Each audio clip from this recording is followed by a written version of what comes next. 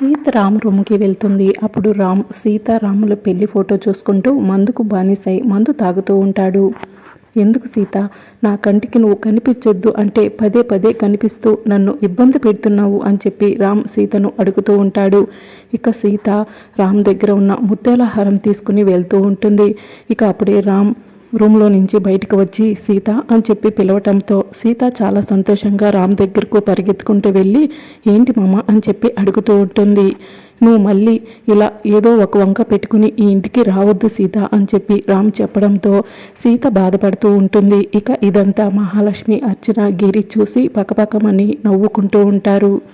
అప్పుడు సీత మహాలక్ష్మిని చూసి తన చీర కొంగులో కట్టుకున్న బాంబుని ఓపెన్ చేసి చూస్తూ ఉంటుంది. ఇక సీత చేతిలో ఉన్న బాంబుని చూసి మహాలక్ష్మి, అర్చన టెన్షన్ పడుతూ ఉంటారు. మరి రాబోయే ఎపిసోడ్లో ఏం జరుగుతుందో తెలుసుకోవాలనుకుంటున్నారా? అయితే ఛానల్ని సబ్స్క్రైబ్ చేసుకోండి.